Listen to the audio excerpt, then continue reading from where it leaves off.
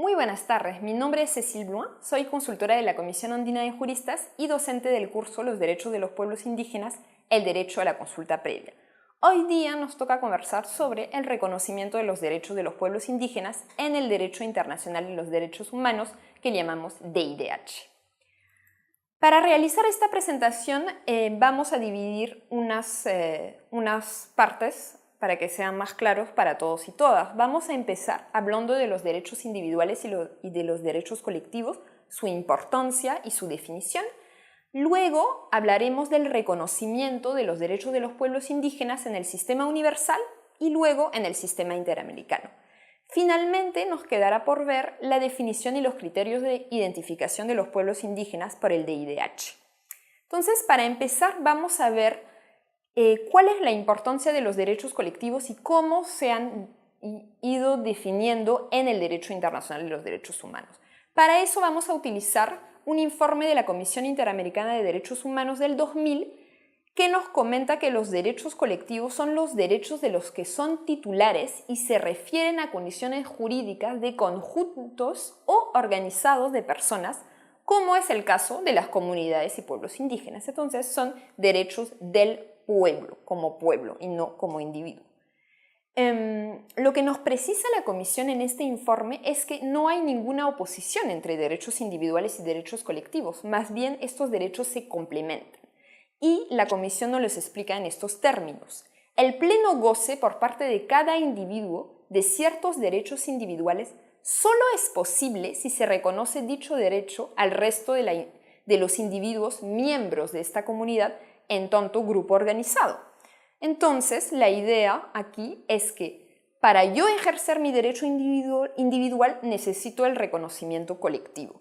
Y la Comisión nos da algunos ejemplos relacionados al lenguaje propio, a profesar una religión o una creencia espiritual. Para poder yo ejercer este derecho de manera individual, necesito primero que se reconozca a mi comunidad, a mi pueblo.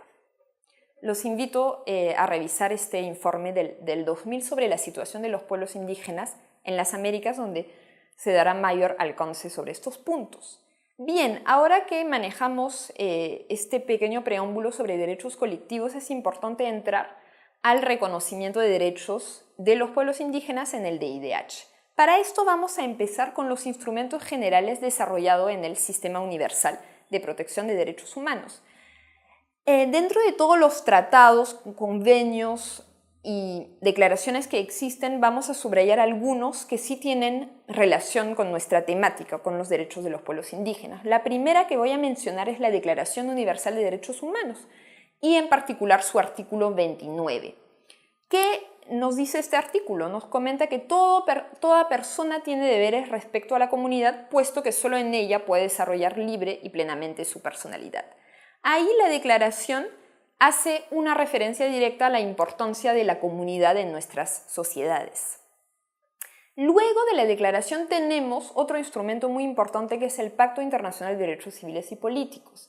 Ahí tenemos dos artículos que son particularmente importantes en materia indígena, que es el primer artículo del pacto que establece el derecho a la libre determinación de todos los pueblos. Y luego tenemos el artículo 47 que menciona que ninguna disposición del presente pacto deberá interpretarse en menoscabo del derecho inherente de todos los pueblos a disfrutar y utilizar plenamente sus riquezas y recursos naturales. ¿De acuerdo? Los derechos previstos en el pacto no pueden tener efectos negativos o menoscabar derechos de los pueblos indígenas en relación a sus recursos naturales. Esas son las dos disposiciones del pacto. Finalmente, en los instrumentos generales encontramos una convención que en realidad es una convención también específica porque es sobre los derechos del niño.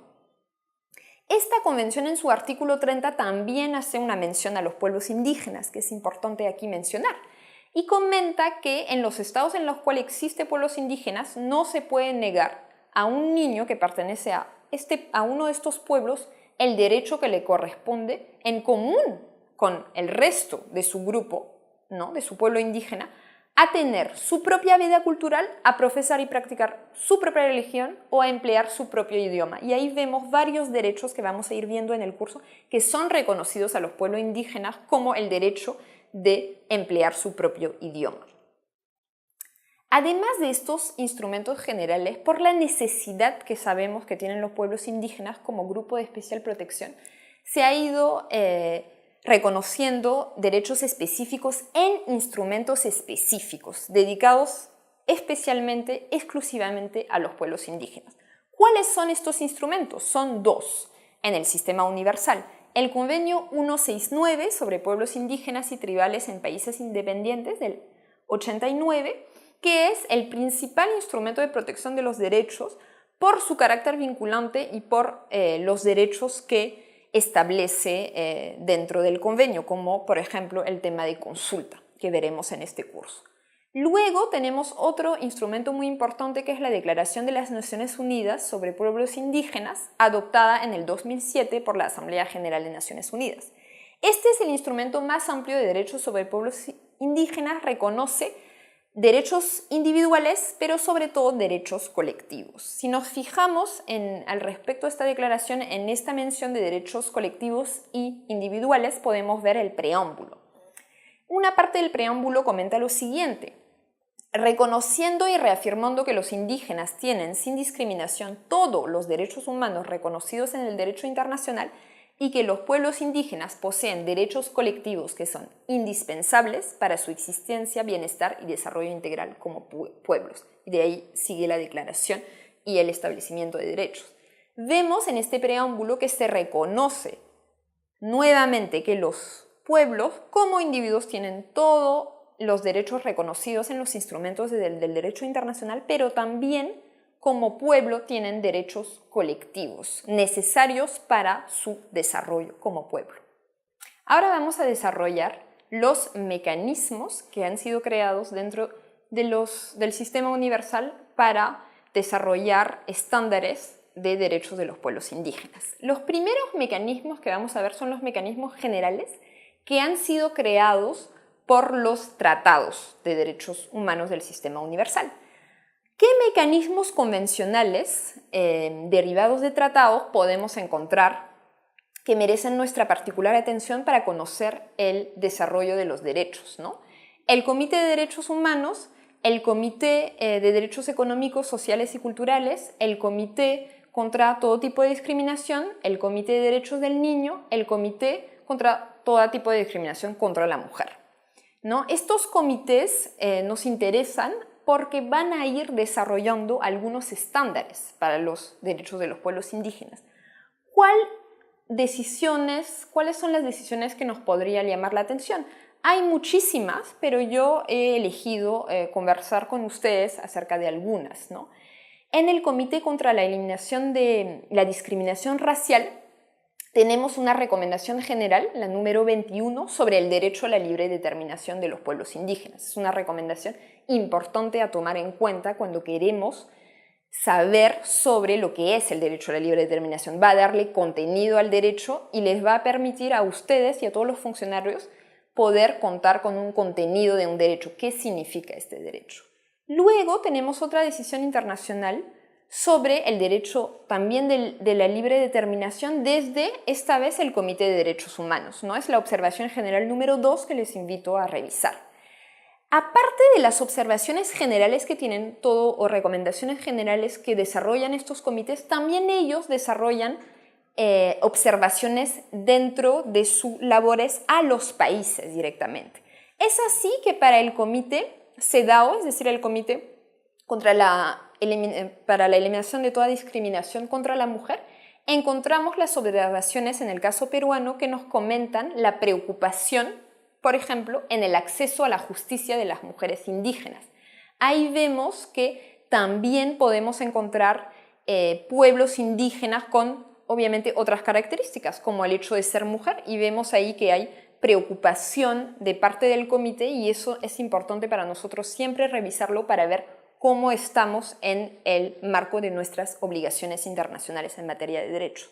Esos son algunos ejemplos que yo les invito a desarrollar y a buscar otras observaciones generales, otras observaciones hacia el Perú para ver cómo estamos y cuáles son los estándares que se han desarrollado sobre los distintos derechos que se reconocen a los pueblos. Ahora es importante también comentarles que estos mecanismos generales no son los únicos que hay que ir viendo, sino que también, como hay instrumentos específicos, hay mecanismos específicos que han sido creados. Estos han sido creados no en virtud de tratados, sino en virtud de la Carta de Naciones Unidas. Vemos aquí en este esquema que podemos ver tres instituciones importantes que han sido creadas, ¿no?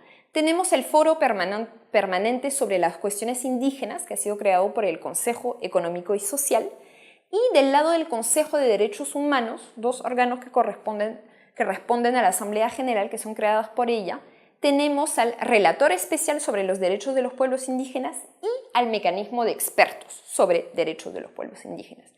Hoy día me voy a centrar en el Relator Especial. El Relator Especial fue creado en el 2001. ¿Qué hace este relator? ¿Cuáles son sus funciones principales? Produce información. Eso es una de sus primeras funciones. ¿Cómo produce información? A partir de una serie de fuentes. Fuentes tanto estatales, oficiales, como de otro tipo de organizaciones, como las organizaciones, en nuestro caso, indígenas, pero también otras organizaciones de sociedad civil.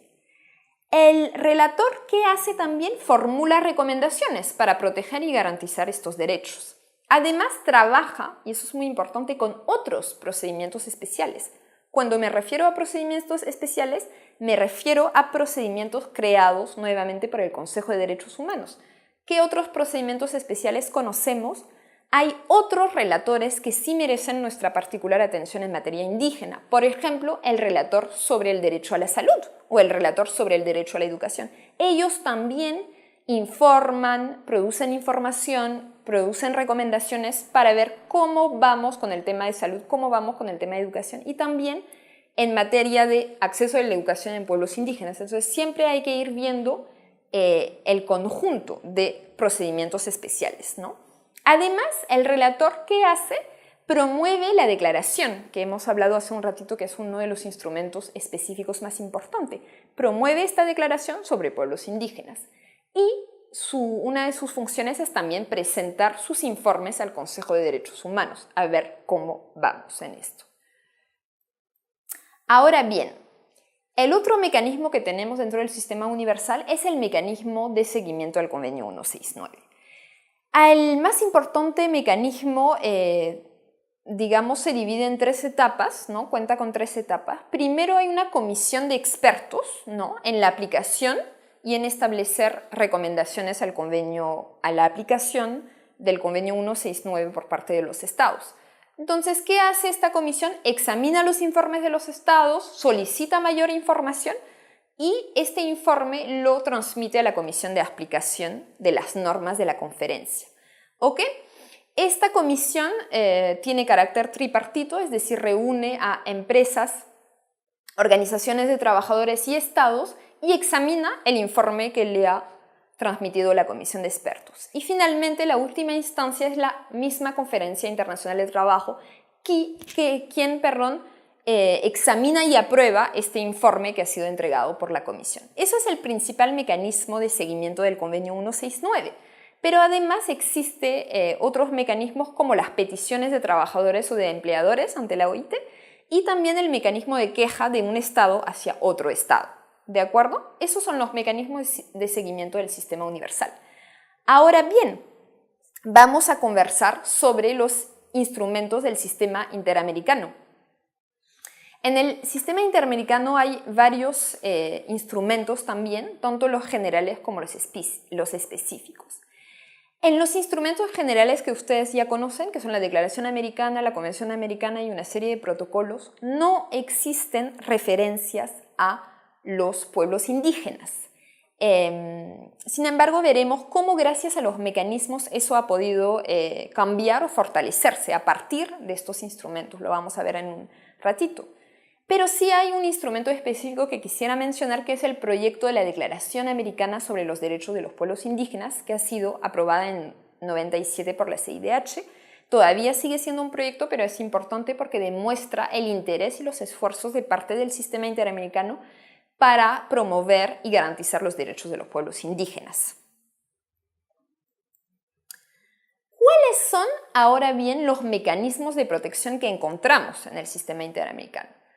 Son dos mecanismos principales: la Comisión Interamericana de Derechos Humanos y la Corte Interamericana de Derechos Humanos. La Comisión es el órgano principal y autónomo de la Organización de los Estados Americanos y se encarga de la promoción y protección de los derechos humanos en nuestro continente.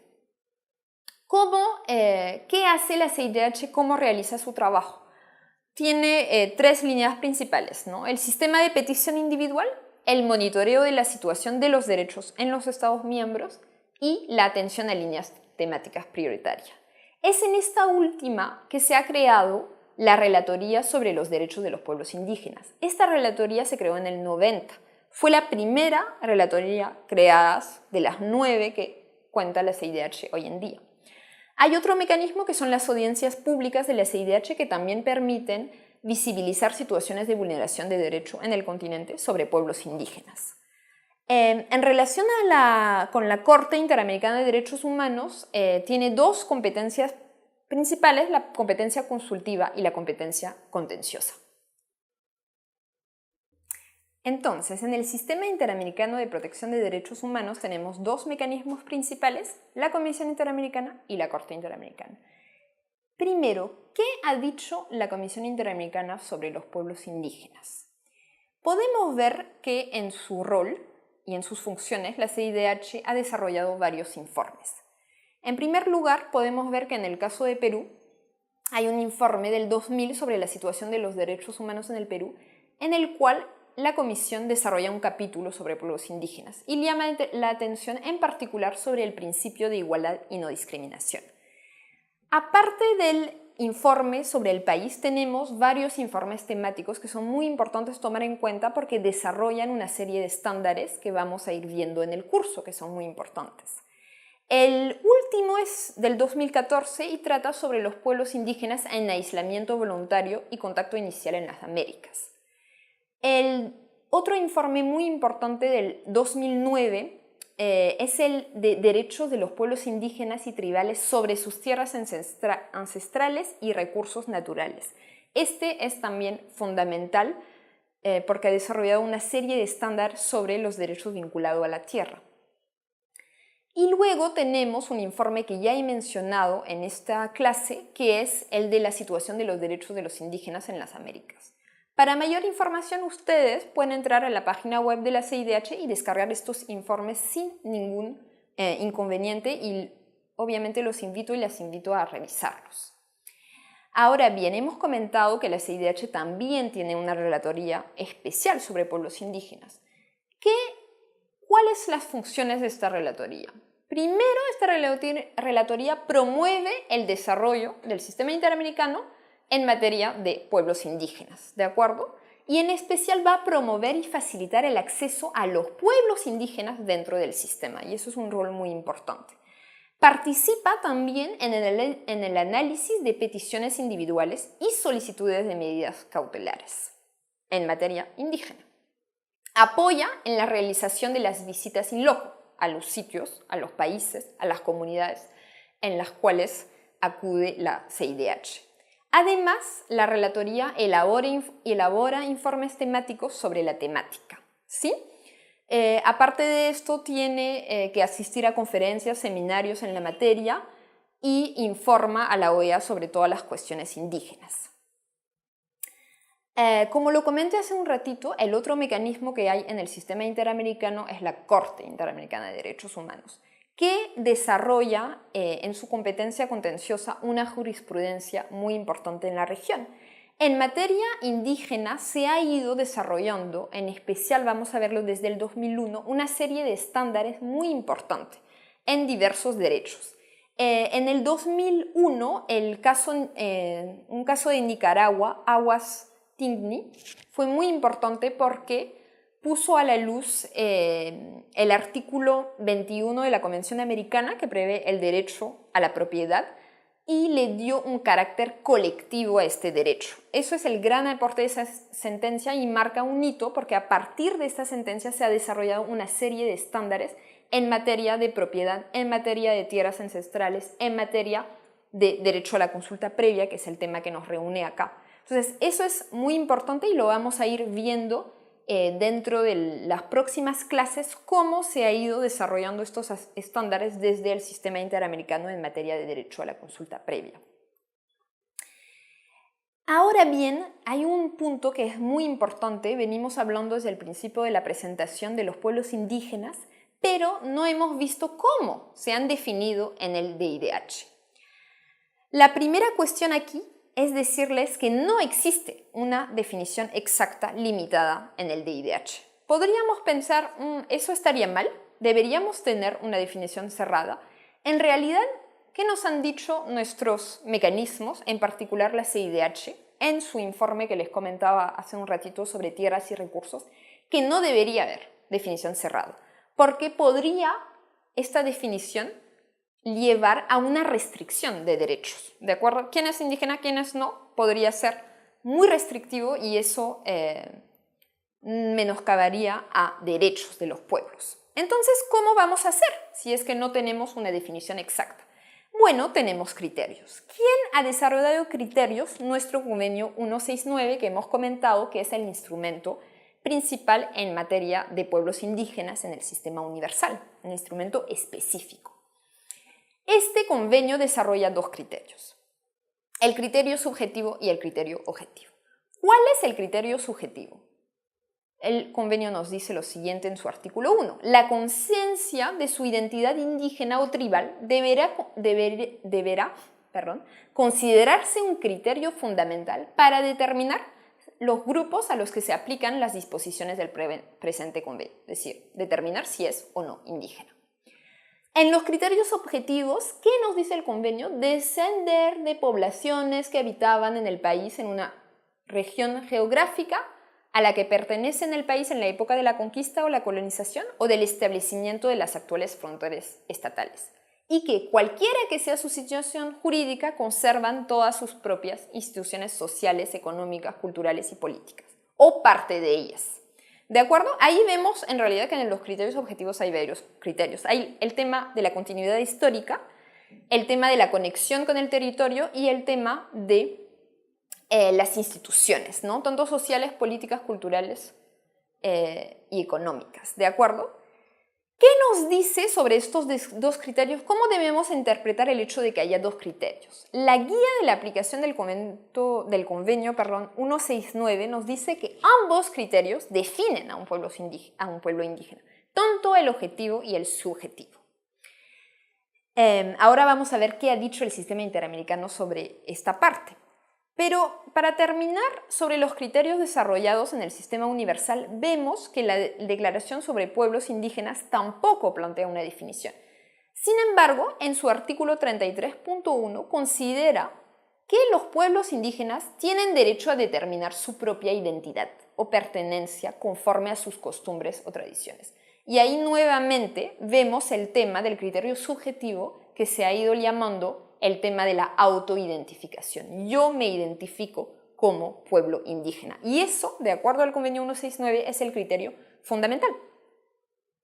Ahora bien, ¿qué nos ha dicho el sistema interamericano en la materia? El sistema interamericano sí nos ha brindado varias luces sobre varios aspectos de estos criterios. Primero, ha reforzado la idea de que el criterio de autoidentificación es el criterio determinante.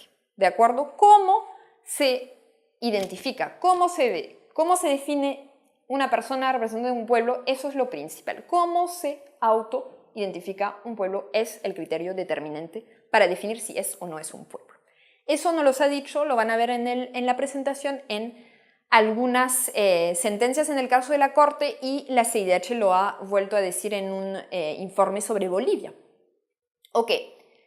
Y hay algunos aspectos muy interesantes que nos ha desarrollado la Corte en relación a la aplicación de este convenio 169 en los estados.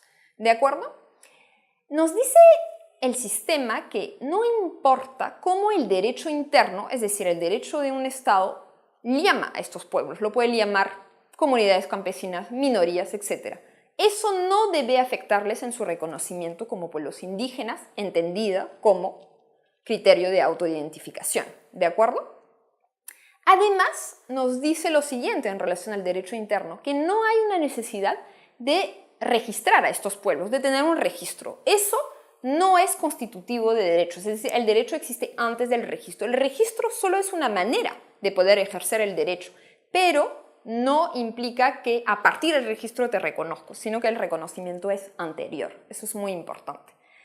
Y es interesante ver cómo también la Corte, sobre todo, ha ido examinando los criterios vinculados a los aspectos culturales que hablábamos hace un ratito, a la continuidad histórica, ¿no? ¿Qué nos dice la Corte sobre estos temas?